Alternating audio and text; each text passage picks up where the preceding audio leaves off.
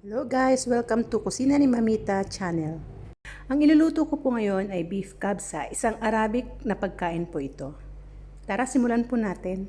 Ang una ko pong gagawin ay huhugasan ko siyang mabuti na may suka at baking soda.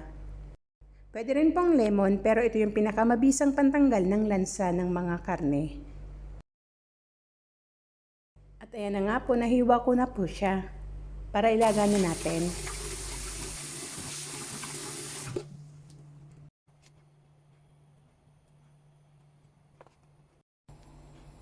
Habang pinakukulo po natin siya, mag-add tayo dito ng laurel, cinnamon stick, cardamom seed, cloves, peppercorn. Maglalagay din tayo ng turmeric.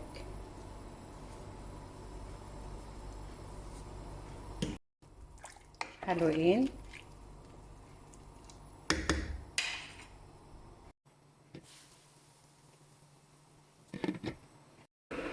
Check na po natin.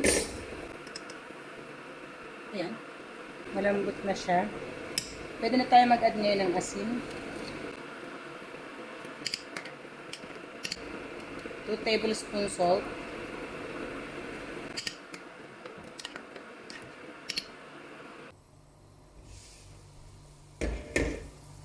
Ayan po, mag-add po tayo ng sibuyas.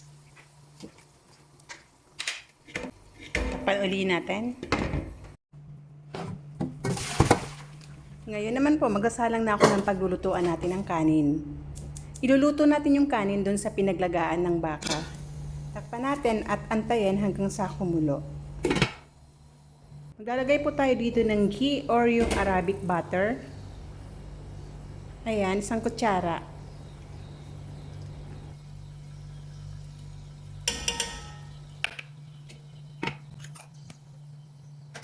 Kapag kumukulo na yung sabaw, pwede na natin ihulog yung binabad nating basmati rice.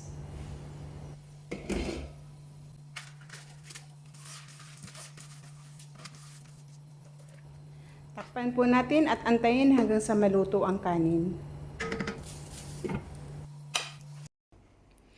Arabic oil ang gagamitin ko na panggisa. Ayan. Nalagay ko na yung onion.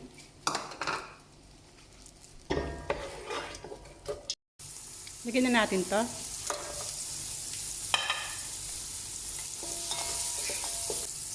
Mix masala.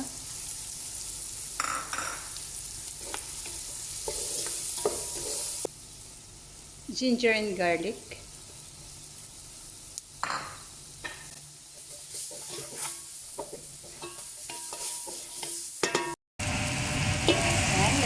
Yung pinakuluan kong baka.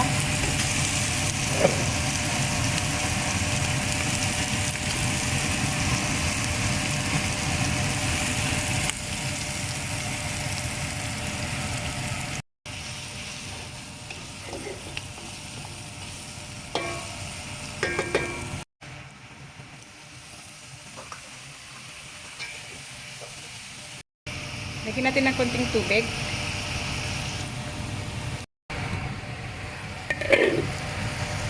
Lagyan na po natin yung chopped coriander leaves at tomato paste.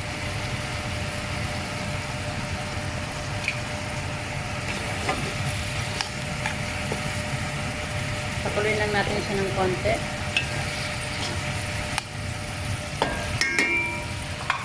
Ngayon naman po, ililipat na natin siya ng nilagyan para ilagay natin sa loob ng oven.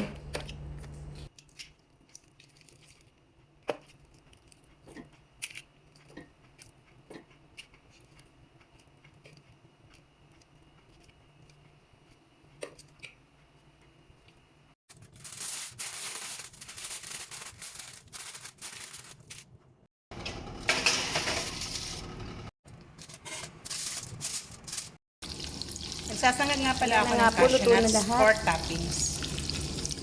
Ilagay na natin siya sa isang malinis na lalagyan. Yung kanin at yung baka.